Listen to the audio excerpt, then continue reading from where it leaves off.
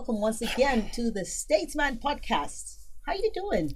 Thank you so much for choosing to be here. I'm glad that I can have you join me for this very important topic that we'll be having. Like you know, the Statesman Podcast is where you get all that you need in terms of politics, trending news, and even as we edge closer and closer to 2023, we get to bring you all that is necessary for a healthy national discourse that would help us, put in the issues in perspective and would hopefully make us make the right choice come 2023. Well, this day I am joined by Mr.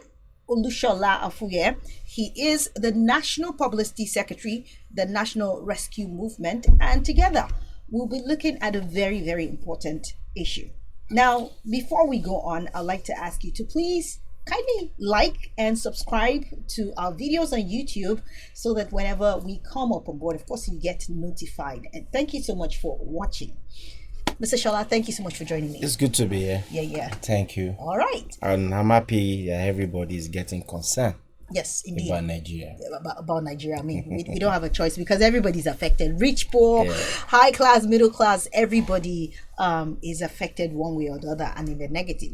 So today our topic is going to be, looking at some of the major political parties, the APC, the PDP, the LP has come into the whole equation. Some people even call it the third force. We have maybe the NNPP. I don't know if Mr. Olushola is going to agree to that. And then we also have your own political party, the National Rescue Movement. We have not been hearing so much from you. I mean, definitely, I'll not be here to agree with you totally that we have just few you have mentioned. Yeah.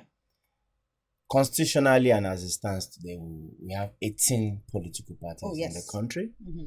And for these 18 political parties to be recognized by INEC, that means they have crossed some particular certain bars. Yes. And they have done they have paid their dues. Mm-hmm. But we cannot rule it away again that these few political parties you have mentioned are not having majority when it comes to states. Yeah. But today, as it stands, the will of the people is going on out in 2023 to change the narrative. Let those people, if care is not taken, they will be on the minority side. Oh, wow. Okay, once upon a time, the LP was maybe considered a minority, but those ones you have mentioned, I don't want to mention their name. They are going to certainly be on the minority side. Why do you say that? The equation is out there. Nigerians are wiser, well informed. Yes. We have seen what we have passed through under this so acclaimed, self-enriched, poverty-ridden policy setting core political party. They have not done anything good to the Nigerian people. With all the hope bestowed on them, with all the juicy policies promised, with all good things they have promised Nigerian people, and Nigerians have gone all out to see let's put them back. Let's see if there will be some level of continuity. But today, they have disappointed Nigerians. Let me just draw you back to what happened in the build-up to 2015 election, when some people were coming together, all in the name of trying to bring a new government that will see things differently. Nigerians came all out and supported them. But today, Nigerians are feeder. If they had known, they wouldn't have been carried away into this organized crime. You call it organized crime? It is an organized crime situation we have in Nigeria today. If you are saying corruption is the problem of Jonathan government, the corruption, the mechanism, the process, the procedure, the way and manner, the corruption we're seeing in the days of Jonathan was seen on the table. That is where people were able to say, okay, this man is corrupt. This man is corrupt. They are seeing the corruption on the table. But this particular government we have in the country, their operation is so covert. You are not even seeing it. We are talking about a country today, as of today, have spent 14.6 billion naira on Nigerian hair that is yet to fly. We are talking about a country that under shrewd arrangement privatized NNPC. Who are the shareholders? Who are the stakeholders? We are talking about a country whereby today we don't know what policy that is driving our export and import section. We are talking about a country that we don't even know what is covering, what on what level are we as far as monetary policy is concerned. We are talking about a government that has spent so much, so much has been disbursed under the Ministry of Agriculture, but we can't see food on our table.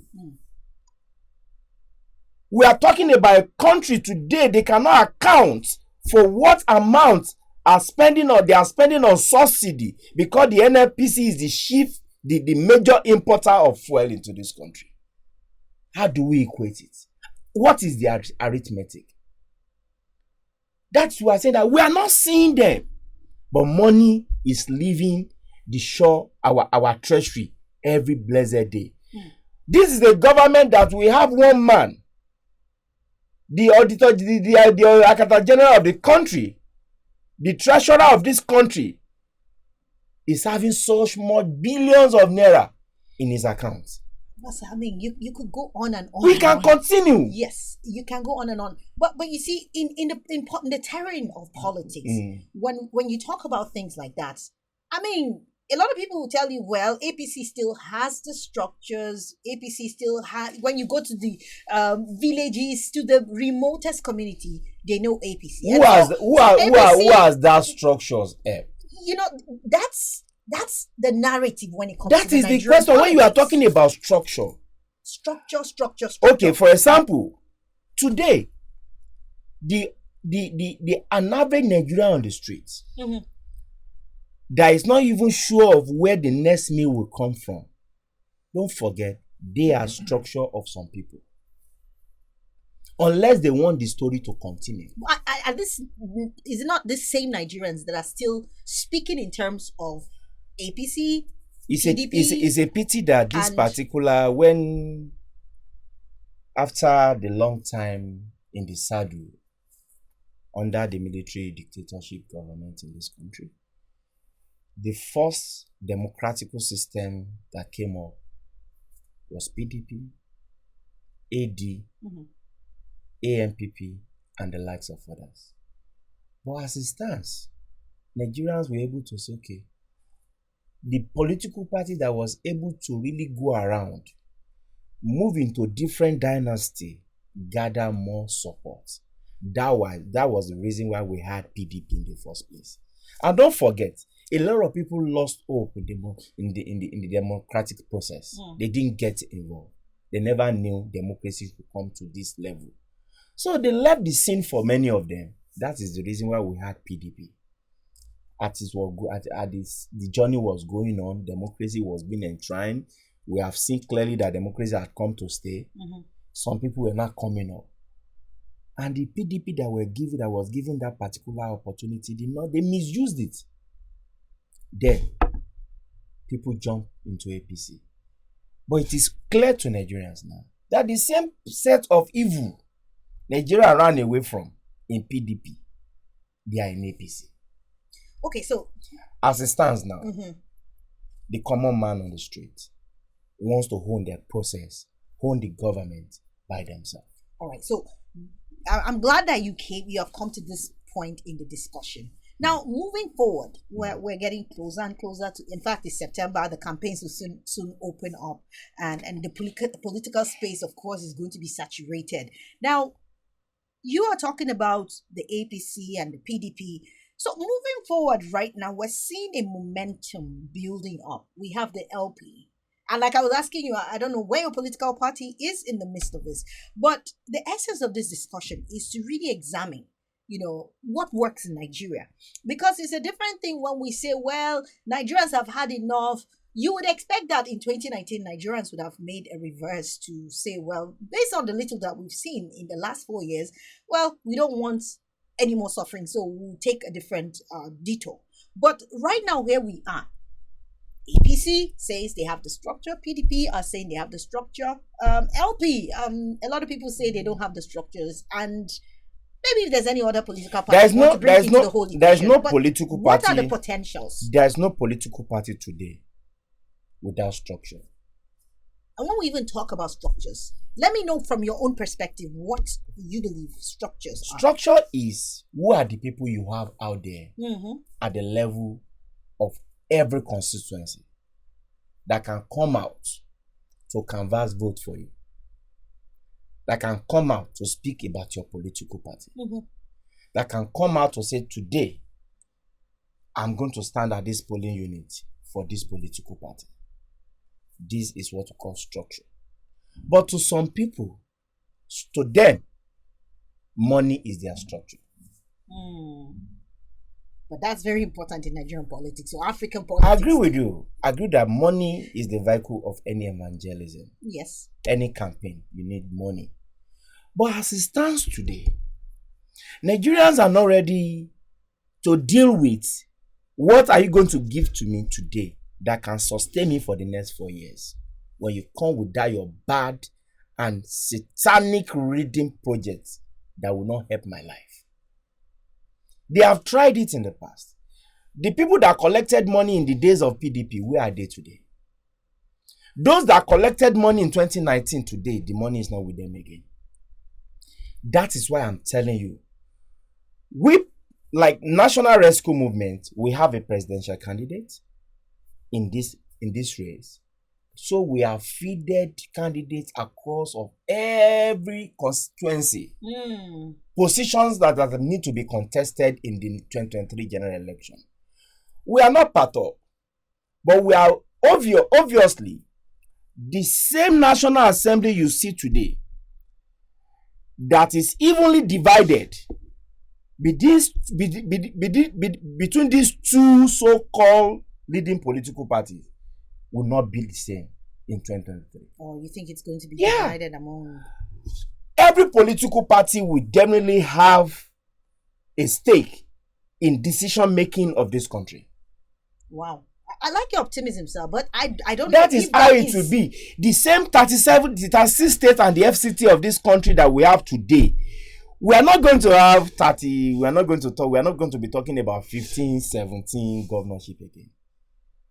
I can bet it with you. Oh, really? They will hardly have 5 governors to themselves. By the data and analysis we are having on ground. Many political parties will spring surprises. Many of them that felt that, this state belongs to us, they will see that it is not, because we have gotten the only hope the Nigerians are having today.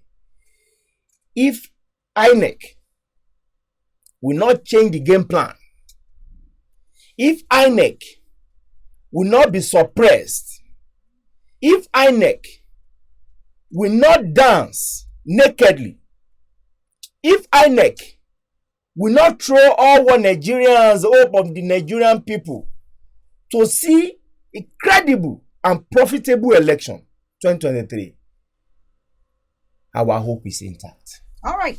Our hope is intact if the independent body, INEC, that's in charge of elections and all that pertains to it in Nigeria, does us right. That's what Mr. Olushola is saying. And totally, a lot of people, I'm sure, share that opinion. You're listening to the Statesman podcast or watching us if you are on YouTube. Thank you so much for joining us. My name is Swat, and we are looking at the political parties, the structures, and what the potentials are come 2023. I'm joined by Mr. Olushola Afuye this day, and we've been, trying to dig up some of the issues. We'll take a quick break, and then we'll come back to conclude on this discussion. Please don't go anywhere. Welcome back Thank you for staying here. It's still the Statesman podcast. I am seated with Mr. Olushola Afuye, who is the National Publicity Secretary of the National Rescue Movement, NRM. Well, trying to dig up the issue and trying to analyze them. Thank you once again for coming. Good. Well, so you were saying something about INEC, the political calculation and permutations and all of that. So give me an idea of what you think, how the distribution is going to be, since you agree with me that structures are quite important. You've also said that your own party is a party that has the structures there, maybe spread across the country. So what are your own permutations? What are your calculations come 2023? The when you have, I just said it. I said when you say structure to some people, it is people. To some people, because they are used to it, their own structure is money. But what makes 2023 a different electionary process in Nigeria is that over time, people have collected money, bring out their people. Somebody is sitting down somewhere in his hotel room in Abuja, has given out to some people at their locality, bring out their people to support them. They are in the hotel room, they are laying claim to those structures because they are paid for it. But these merchants collected this money, spend it for a whole 4 years, they are nowhere. They will still be expecting to come back to them after 4 years to engage them again. But now, don't forget, those merchants, now their children are grown up. Their brothers are grown up. Their brothers, in-laws, and they have attained a stage to represent their people. Are you telling me, if you really believe that politics is local and people want to have feel of good governance, will you rather not go back to the same man, collect money, and leave your brother that everybody knows, everybody will see day in, day out, that they know this man is coming from a respectable family, a family that cannot run away from his people, somebody that over time he has been doing good to his people, and now it is our opportunity to elevate his status so he can do more. Do you think people are ready to sell out their people right now? 2023, people are wiser. I am saying it. If for the purpose of this discussion, I don't want to sound envious. Let's give the credit to Obi movement. From nowhere, people are buying into that project. So, any good candidates, like candidate of a house to people, Osakwe, Felix Osakwe, Pastor Osakwe, people are buying into his own project too. We are going to the field with what you have and what you can offer, not what people will get from you. Nigerians are ready for them. We have even heard some people are even go as far as going to bring money from abroad. They should bring it. Definitely. Let it be for the first time people are now bringing money to Nigeria. Nigerians are ready. But the question is, INEC has made it possible to upgrade, constitutionalized. I don't know that word I will use to make this term more credible. And the way Nigerians are looking at the process of 2023 is that the power of electorates will go beyond polling booths. They should get involved. We are talking about a government of inclusiveness. Gone are the days that the power of an electorate ends at the polling units. The way the campaign that is going on now, Nigerians want to get involved in their governance. We are talking about a government that will come and make opinion poll the basis of its policy formation. All right. We are not talking about Nigerians are taking the government beyond putting our hope in the likes of 102 or 109 or 3 and something sleeping legislators. That at the end of the day, all we see is to buy houses everywhere. How can you call yourself a good lawmaker and you are seeing policies that are not human and you allow it to fly? Who do you consult? Today, many of them cannot go back home. Many of them did not win. To let you know, Nigeria has started speaking. Many of them did not get return tickets. Oh yes, I mean, from the primaries, we already saw that. Now, we cannot see new faces. A lot of people left university for 5 years. They are not working. They don't have work for 10 years. They no work. But they are on the street. But those people today, because they don't go out of their community, they have been going to farms. They have been doing one petty business around their area. And people know that they have this thing upstairs. They have gone so different political parties have given them ticket on the platter of gold.